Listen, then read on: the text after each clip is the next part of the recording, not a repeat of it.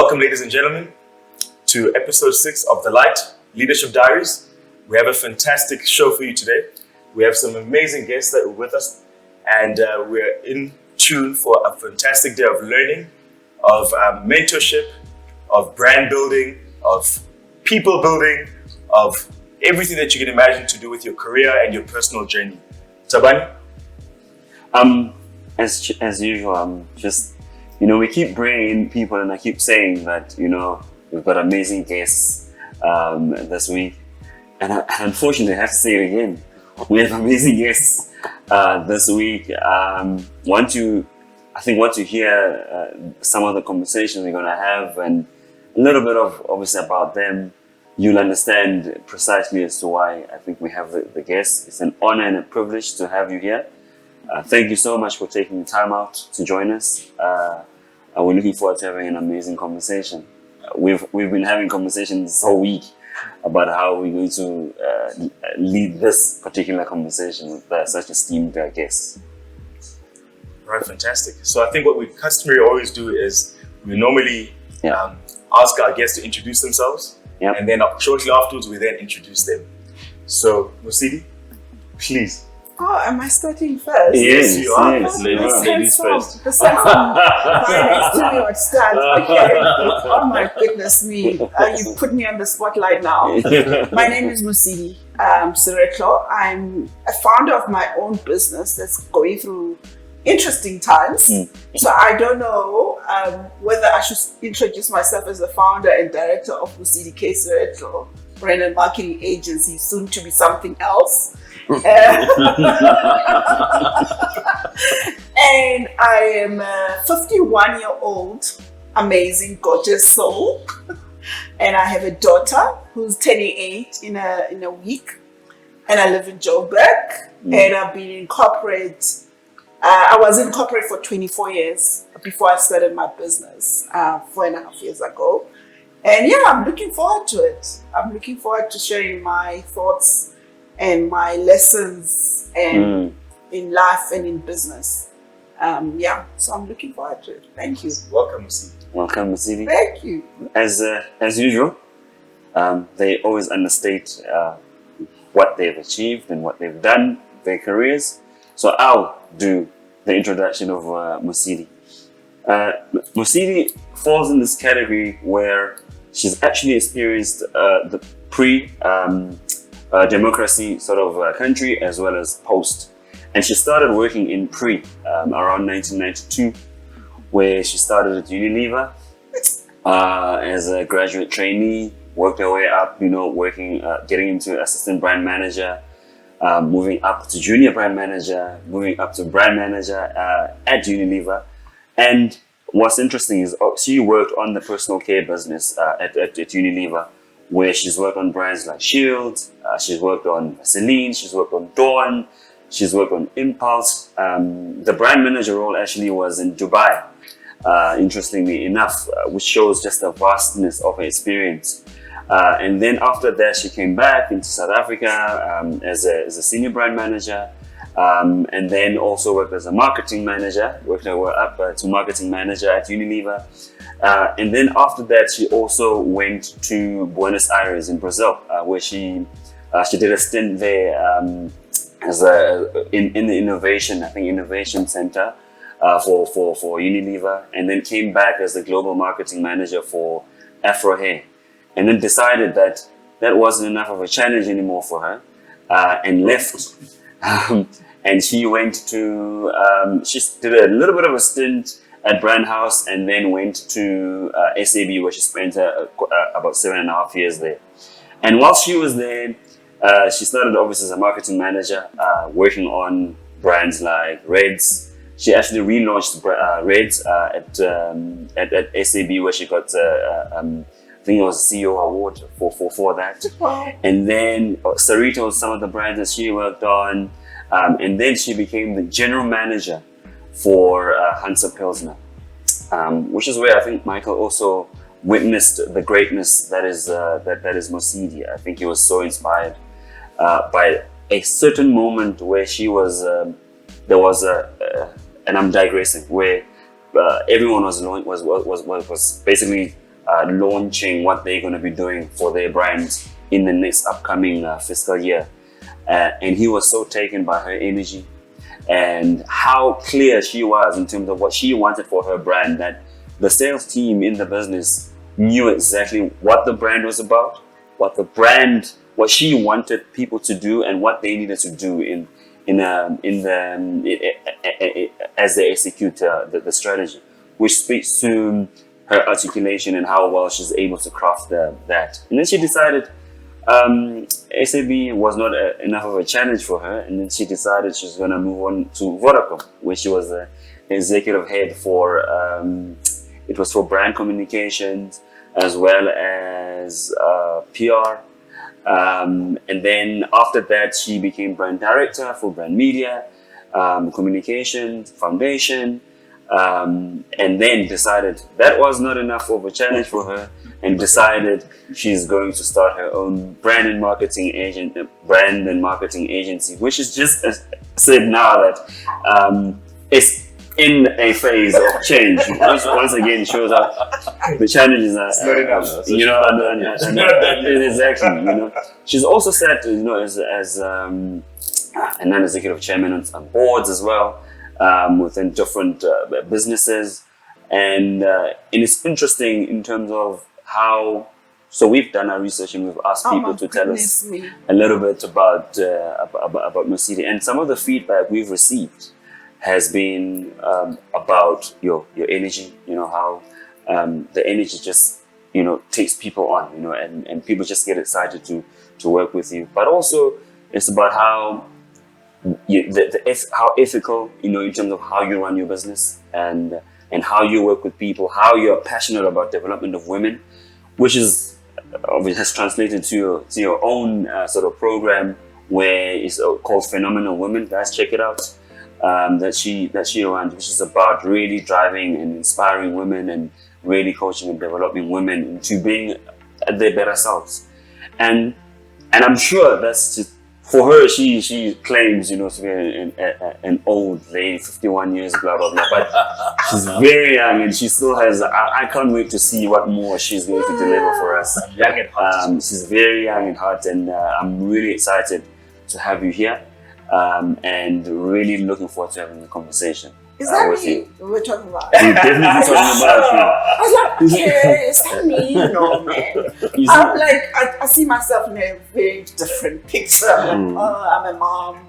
And I didn't see myself in those lights. You see, one of the things I think that we talk about the light, and the light is about shedding Yeah. light on yourself, on you, for our viewers. But at the same time, I think it's always good to take stock, because I think high achievers as yourselves never do that, you know. And I think it's really, we find it important for us to really take the opportunity for us to be able to take stock, and for you to take stock and really realize how much you've achieved. Yeah. Because obviously you are on the go, Yeah. and never taking the time for that, you know.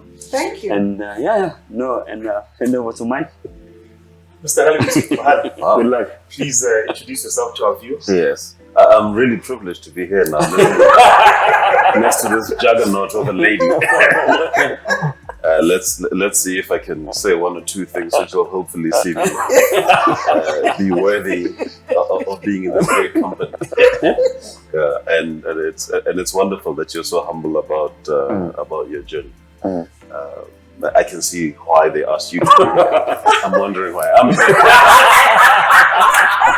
Let's hear your story. Yeah, but here I am. So, yeah, my name is Mohale Ralibito. I'm the co-founder and CEO of Rauco Investments. I'm also the chairman of Itataisa Investments. Rauco has been going for just over 3 years now. I started Itataisa 7 years ago when I left the old mutual emerging markets business, where I used to work as the marketing, communications, and corporate affairs director.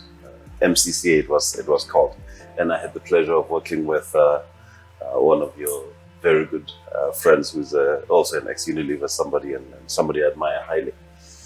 Unilever never gave me a job, so I never at Unilever, And this is despite me using a number of their products. So if the Tepu Muchaba is out there listening, put in a good word for me.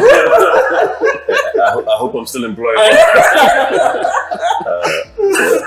The business I run now has investments in the telecom space, nano exploration. We have a training and development business, a small investment in a Black-owned marketing and advertising agency called Matt Black, of which I'm also the chairman. Also the chairman of Wonderman Thompson and two financial services companies, one called Workers Life Insurance and one called Workers Life Assurance. And I'm also happily the chairman of Junior Achievement South Africa, which is an organization that works with teaching young people about entrepreneurship. It's possibly the single most important thing that I do in my life, other than raise my two children, Lehakwe and Tabang, who are teaching me lots about being a better human being. It's an ongoing project, so don't lower your expectations. I'm still in training by the 9 and the 7-year-old guy. Yeah. And I guess I regard myself as an entrepreneur. I've worked in a number of corporates in South Africa. But for me, it's always, all that changes is the context. The underlying thing that I do is to try and be a catalyst for businesses doing new things. And in particular, for the big ones that I've worked in, the emphasis for me has been working on customer strategies and making those businesses do better by their customers. And that's pretty much the heart of who I am as a person. I'm a retired and aspiring intellectual, which was the earlier part of my career. So I'm not that smart anymore. Yeah, and thank you for having me. It's a pleasure. That is not. And, you know, in true Mohale Ralibisa style, Mohale is one of the most humble people you'll ever come across. A very soft soul from Lesotho, very humble beginnings. A gentleman who loves to study, loves to learn. And what we found is that many people who sit here, you know, are intellectual, but also always ready to. Mohale, he didn't tell you about his education. So Mohale graduated with a BA in Honors in Political Science at the University of University of New York. Wow. Okay. And when he was done, you know, he still wanted to continue studying because that was not enough. Came back, enrolled at UCT. And even though he didn't complete that, his journey, you know, started in corporate. Mohale, you know, when people talk about him, they talk about a person who is a trendsetter. They talk about a juggernaut. They talk about a person who brings in change management, and everything that he doesn't believe in mediocrity at all. And the people that have told us this are people that have worked for him, worked with him, his peers, and even his friends. And it translates into every single part of his life. Mohale Ralibisa is, as he mentioned, he's a father to two boys who he loves and admires. He's an amazing husband. He's a devoted son, you know, to his mom who celebrated her birthday yesterday. Mohale is an entrepreneur. He's a businessman. He is a person that is always trying to transform how we think and how we see the world. Very passionate about Africa at the heart of the soul. Very passionate about people and their development. Some of the things that people have said about Mohale is that Mohale, over and above just, you know, being the person, he's always the first to do many things. And these are his peers that said this, and they look up to him. He doesn't know this. You know, they said that over and above being, you know, extremely humble, he's a humanitarian. His way of doing business and life is very similar, in a very way full of integrity. He carries people with very high self-esteem. Very respectful person. I mean, Mohale is easily 6 to 8 years older than me, but whenever he greets me, he calls me dad. Or Khabad. You know, there's a reference about him, and when you're with him, you know, you feed off of that energy. Mohale has accomplished many things, and you know, there's so many that I had to write them down. I just couldn't remember everything at the top of my head. But just to share a few things, I mean, Mohale, you mentioned that, you know, he's the chairman of Itataise Venture Capital. He's also founding chairman of Ralco Investments. Sure, where do I start? And that's what he does now. Of Redemption Capital Holdings. He's the chairman of Ripasen 18. He's the chairman of Bison Africa Capital. He's the chairman of Marbletech. Wow. He's the chairman of the volunteer bodies, the D Group. And one thing that he mentioned, which was very close to his heart, he's the chairman of the Junior Achievement South Africa. You'd think that this is enough. He's been the chairman of many other boards as well in the past, which also include, from a social perspective, Country Club Johannesburg. Mohale is passionate about motorbikes. He's passionate about playing golf. He runs, he cycles, he swims. There's so many things that, I ask myself, what does he not do? Yeah. You know? You should be asking, what does he do? What? And then he's like sitting as like, I'm still looking for what am I doing here? I'm still looking for that one thing that I'm going to do. And he loves life. He loves to travel. He loves to, he loves single malts. He loves wine. He just loves to be around people that really bring out, great energy. And that is Mohale Radebito. And I think, just to start off from there, I think one thing that people talk about a lot is 24 hours. Yeah. We all have 24 hours in a day. Yeah. And if I think of the things that the both of you do within your 24 hours, being a single mother, being a father, amongst other things that you do, being an entrepreneur, venture capitalist, etc. What is it that's so different? How do you, rather let me phrase this, in the 24 hours that we all have, because when I think of the things that you do, I ask myself, where do you find the time? And often as we mentor people, people say, you talk about work-life balance. Something which I don't believe there's such a thing. Yeah. Because I often think that, at some point, you're giving up something. How do you go about that in your day-to-day? It's an ongoing challenge to engage, because you can easily get out of balance. And I think in the younger years of my life, I spent a lot of time working. And while that had it bore fruit, there are some things that I did miss out on. But when you're young, also you tend to need less sleep, so therefore you sleep less. But and I think it's an important thing, particularly nowadays when young people in particular live in an environment where there's hyperstimulation. There's the phone, there's a laptop, there's always constant things that your system is under pressure to engage. And I think one of the things that I would urge, and which is always a talking point to the people that I coach and mentor, is very much about getting that balance right. And the turning point came for me when my energy and business started converging with my passions. So if you enjoy what you're doing, although it's work, it becomes an extension of self, and therefore it's not you against who you are as a person. And one of the great things that comes with being an entrepreneur, it's certainly not money, but what it does come with is the ability to structure your life around your passions and to make that a part of your business. So to the extent that there's lots to do in life, and it's also me trying to honor the great investment that not just my parents, but my family and community have put into me, to say that I have to give something back. And I find that whenever I give something back, it energizes me. So even though I may be working in volunteer bodies, and it's you put something in by way of time, and from time to time even money and other resources, but what I get back is far greater in terms of my sense of being complete as a human being.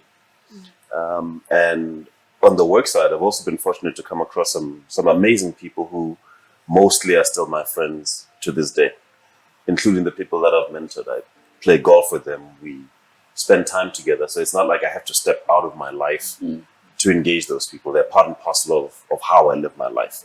So that convergence of things is what's helped me be able to do more. And also for me, one of the things that's a development area for me now is to start to do less. In fact, a couple of years back, I was in a knot of sorts. I was at Old Mutual, and I kept trying to sleep, and then this thing came to me, which is a piece about time.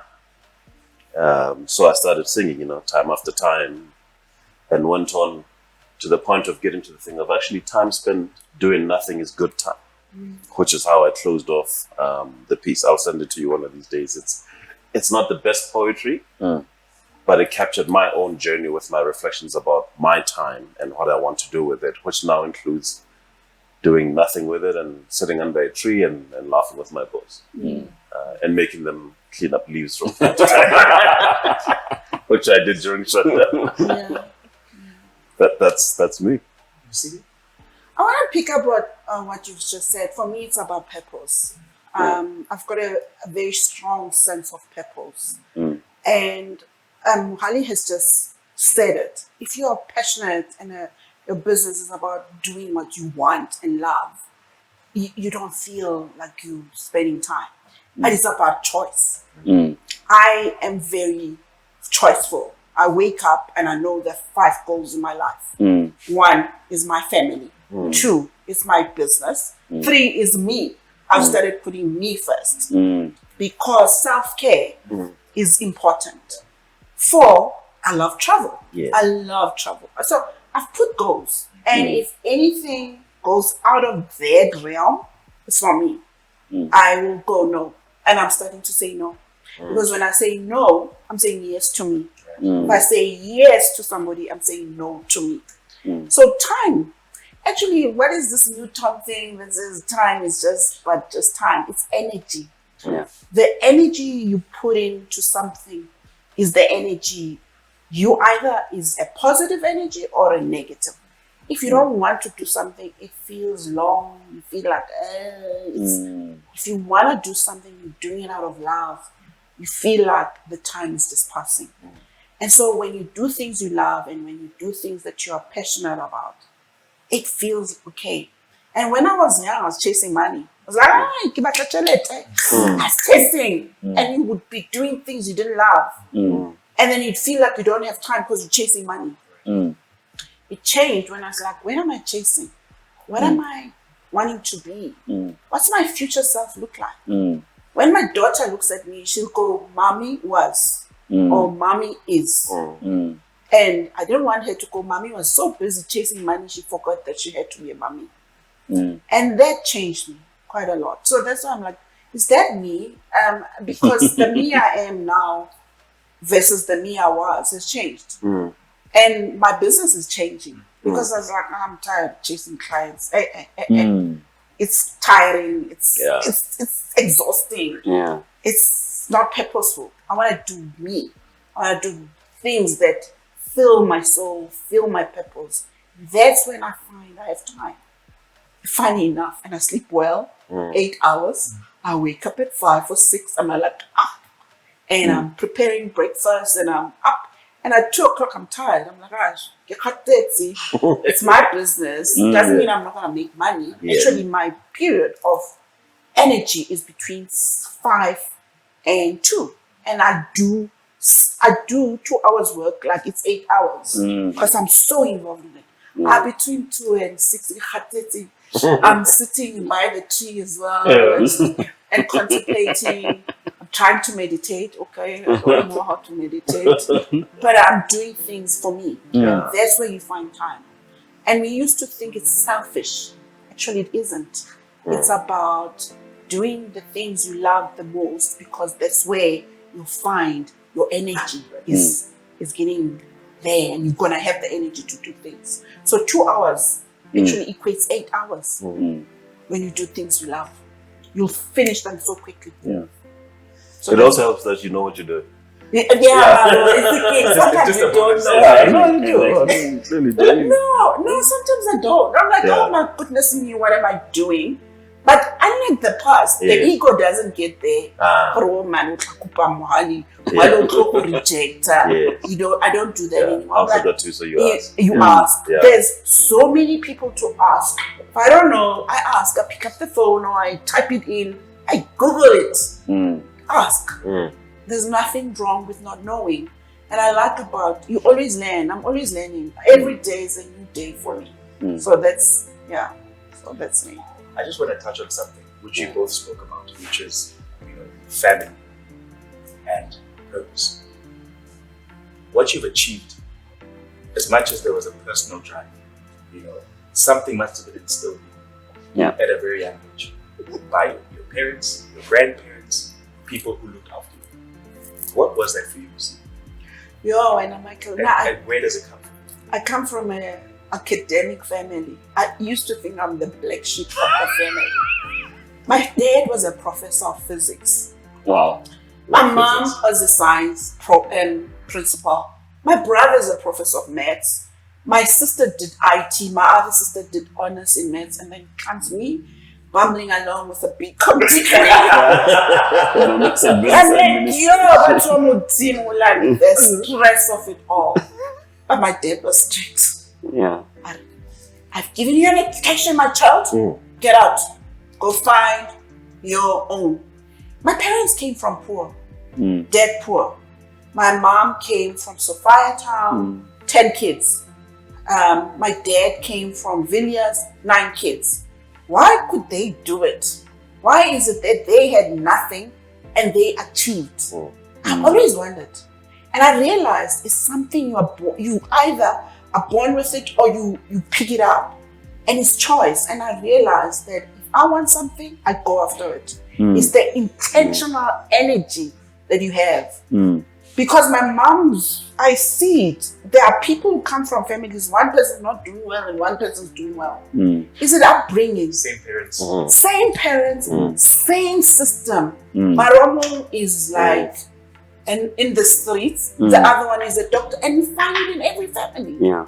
So, yes, my parents were tough, but at a certain stage, it was about my choice. I could have got, I'm the black sheep, they don't want me. But I didn't do that. I was like, I'll show them.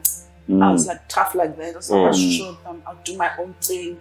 I'm not the scientist, I'm not the clever one like that, but I'm creative. I've got my own God-given talents. And I followed that. I went with what my intuition guided me, something guided me.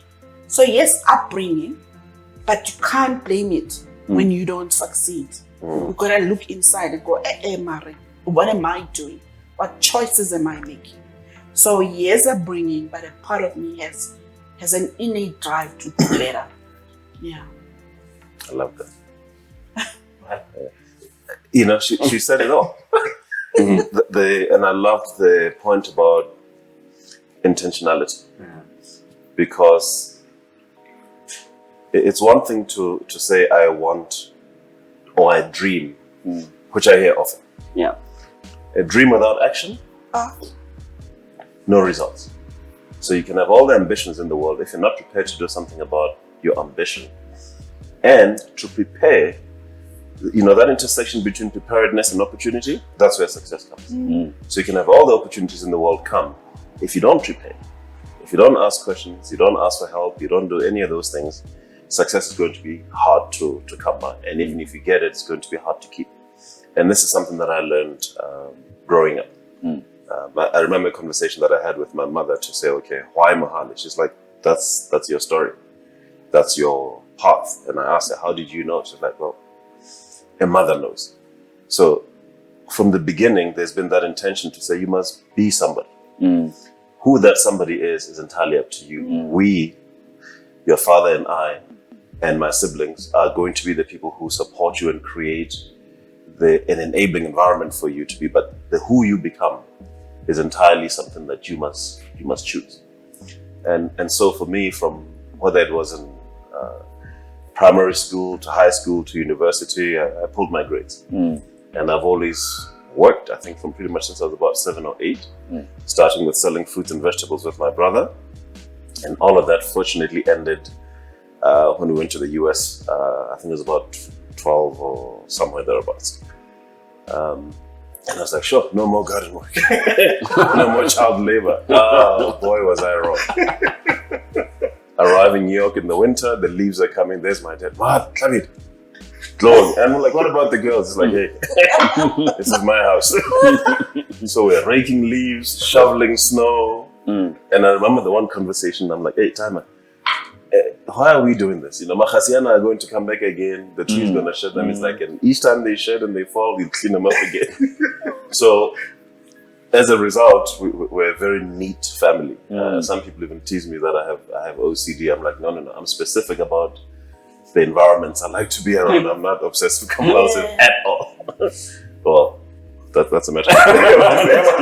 But it's part of my personality and how I like to construct an environment for myself where I can thrive. Because then I can be my best self. And it also goes back to that upbringing, which says that you can't do good things in a messy environment. Your thoughts are going to be scattered. Absolutely. But again, it comes down to the choice. All of that intentionality that my folks had around how they're going to bring us up with my siblings, ultimately I was always clear to say that if there's an exam, I'm the one who has to go into the exam. And to your point about physics, and your dad being a professor, I was in high school and Mr. Baldorf was my teacher. And then I'm thinking, this stuff is complicated. This is like week 1 now. Because what I did was to start and then to look ahead, and I see all the stuff, S equals VIT plus half GT, and I'm like, yeah. So I went home. My brother TC is 2 years my senior. I'm like, T, what's going on here? And he walked me through the stuff, and I was getting 97s in physics. I had co-teacher status. But it goes back to that example of saying, you can't know everything in your life. So one of the first things I was taught was to ask. Because whatever you don't know today, if you don't ask today, you still won't know it tomorrow. Absolutely. And tomorrow it might be too late for you to know what you should have known. Absolutely. So I asked. And it's also one of the wonderful things about being an entrepreneur, because I'm not a telecoms person. My brother is. But we started a business that's in that space, which does fiber, microwave, all manner of technologies that are not instinctive to me. It's not like running a bank where I take your money, I lend it to Mike, and I add in my margin. And I was like, But it's been such a wonderful learning experience for me, and some of it connects back to stuff I learned 20 years ago. But I had to prepare 20 years ago in order to be able to have the ability to learn stuff today. So if you were to say, what's the one thing that I would advise people to do for themselves? Teach yourself how to learn. Because the constant is in life, there's always new things you're going to need to know. If you don't know how to learn and you don't know how to apply yourself to acquire knowledge, then you're going to be stuck. And I just wanted to add that they say we don't even use a teeny bitty of our brain capacity. Our brains have got so much capacity to learn, and we use like this much. So learning opens it more for you because you got the capacity. It's not like you don't have. And we go high. We have the capacity to learn. And even at an old age, I've met 76-year-olds who go back to school. And they go, I want to be a teacher. And people are laughing. I'm like, but that's great. You know, it's great. We've got the capacity. The brain allows you to. It says you are saying no to it. And that's what I want. We'll never stop learning. We'll never stop learning. And just always pick up the phone or write somewhere. I mean, I'm like always watching stuff. I'm like always reading. I'm always curious about stuff. Be curious. Be curious about life. You know, open your heart, open your mind. And don't close it and go, I know. That's the worst thing you can do. Say, I'm just a curious student of life. So thank you very much for joining us on the Light Leadership Diaries, episode number 6. So if you really enjoyed today's content, make sure that you subscribe right here. And then after you subscribe, Tabani, what must they do? Get the bell notification so you get communication every time we upload a new episode. And then once you do that, make sure that you write some comments, like it, share it with your family, your friends, and all the audiences that you know that will really benefit from the content. Good